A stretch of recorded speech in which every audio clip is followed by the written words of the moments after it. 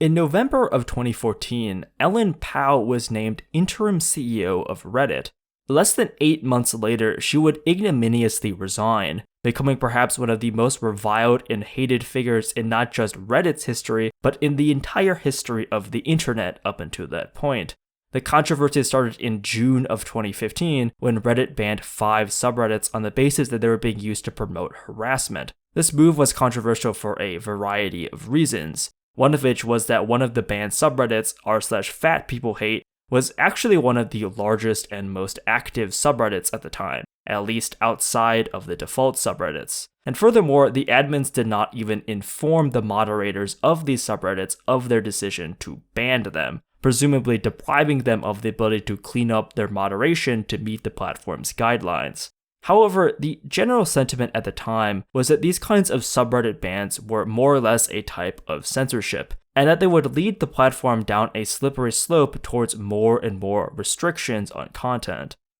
However, as a gross oversimplification, the straw that really broke the camel's back was the firing of Victoria Taylor, a Reddit employee who was instrumental in the development of the r/IAMA subreddit, a subreddit that was able to get AMAs with extremely high-profile figures, including people like Obama, largely because of Taylor's work.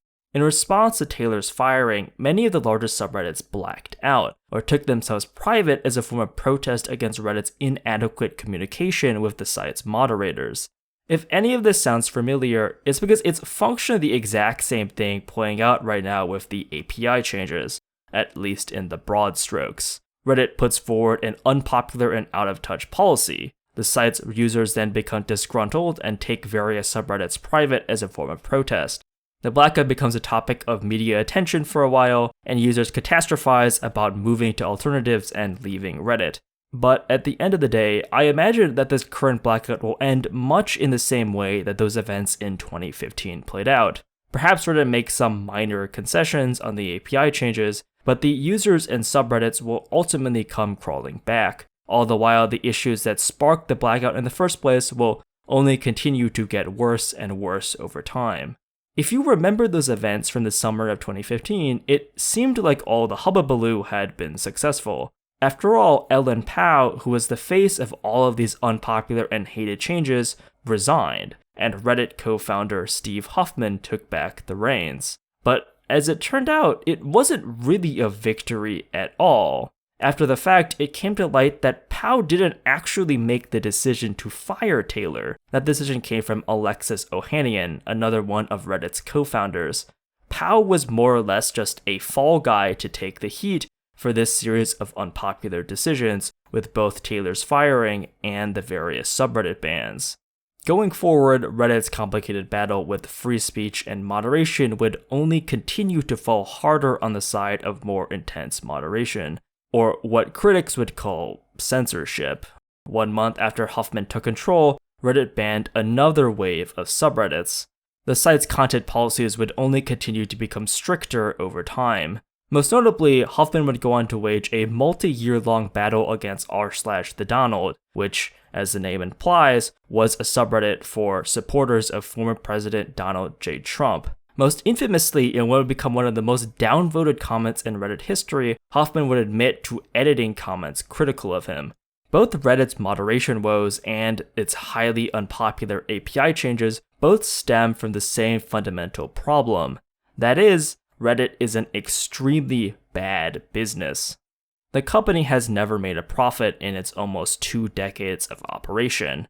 Reddit, like all social media companies, is really just an advertising company in disguise. The service they're providing isn't really designed for you, the end user. The service is really just a way for businesses to deliver ads based on the data that the platform collects about you. What distinguishes Reddit is their unique inability to effectively monetize their users. Reddit's average revenue per user is barely more than $1. By comparison, Facebook earns nearly 45, and Instagram earns 35. Twitter, another company that was infamous for its inability to make money, has an average revenue per user of around 10. The lack of significant revenue has no doubt been a major source of tension between Reddit and its investors, an issue that will only become more prominent now that the company has made the decision to bring itself public. The need to crack down on potentially problematic content in subreddits is one avenue of this issue. Not unlike YouTube's continual battle between itself and its content creators over demonetization and content guidelines. The API changes are also obviously related to these profitability issues.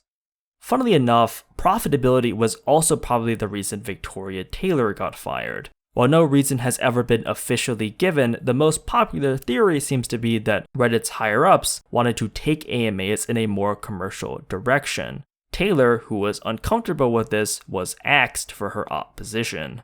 While it seems like keeping users happy would be an important part of Reddit's business strategy, the fundamental problem back then, as it remains today, is that there was really no viable alternative to Reddit. Thus, any threats of blackouts or user backlash are ultimately just paper tigers. As Huffman noted in a recently leaked internal memo, the current anger about the API changes, quote, will pass. And the reality is, he's probably right. Huffman and the rest of the management team at Reddit are well aware that in spite of all of the saber rattling about the API changes, most of the users who are currently swearing off the platform and the subreddits that are blacked out will eventually come crawling back. I say this with a reasonable degree of confidence because alternatives to Reddit have been floated in the past in response to their previous controversies. The most notable of these was a Reddit clone called Vote that came to prominence during the 2015 kerfuffle. If it wasn't obvious, Vote did not become the Reddit killer that many prophesized at the time. To be clear, Vote had a lot of its own problems. The mass exodus out of Reddit in the immediate aftermath of Taylor's firing overloaded Vote's servers, rendering the website unusable at the time it most needed to function. But the bigger problem with Vote and all of the other social media competitors like Gab.io or Parler or Rumble or whatever have to do with what are called network effects. Essentially, network effects are when a product or service becomes more valuable the more users that use that product. Reddit has such massively entrenched network effects that it is effectively a natural monopoly. There's simply no viable place out there that can fill the same niche that Reddit does. That's not to say that there's a 0% chance that this boycott will take down Reddit. There is a historical precedent for that kind of situation, namely with Reddit's own rise to prominence. In the late 2000s, Reddit was dwarfed by a similar but much larger site called Dig. However, due to a series of massive missteps and bad decisions, most of the user base ended up leaving Dig to migrate to Reddit. So, in theory, if these API changes are truly catastrophic and the blackouts drag for a significantly long period of time, it might trigger another Dig-level exodus into some Reddit alternative. However, this analogy breaks down in a few key ways. First, Dig made a series of missteps that made the user experience materially and significantly worse for the average user. I never used Dig, but this Reddit comment does a pretty good job of explaining most of those changes. These API changes don't fundamentally alter the Reddit user experience to nearly the same degree. Of course, losing access to your favorite third-party mobile apps like Apollo or Reddit is Fun will hurt. But I'm willing to bet, and I'm assuming Huffman is also willing to bet, that the overwhelming majority of users will suck it up and just move to the official app.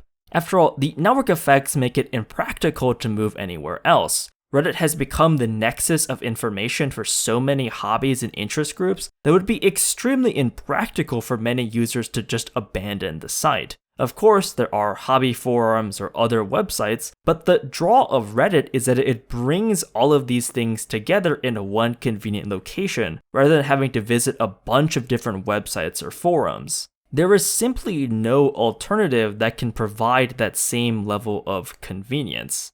To be clear, I am not in favor of these API changes. I'd love to be proven wrong and see Reddit backtrack on a lot of these changes. But the reality is that Reddit knows they have the leverage in this situation. They know that they can wait out the storm, and the users will probably return to the platform. as they have in the past. That's what happened in 2015, and there's no real indication that this time is going to be any different. All the while, the same fundamental issues with profitability and monetizing the platform will continue to bubble beneath the surface, continuing to make the user experience marginally worse over time, until maybe one day it bubbles over into another Dig-style mass exodus. But somehow I don't think that day will come anytime soon.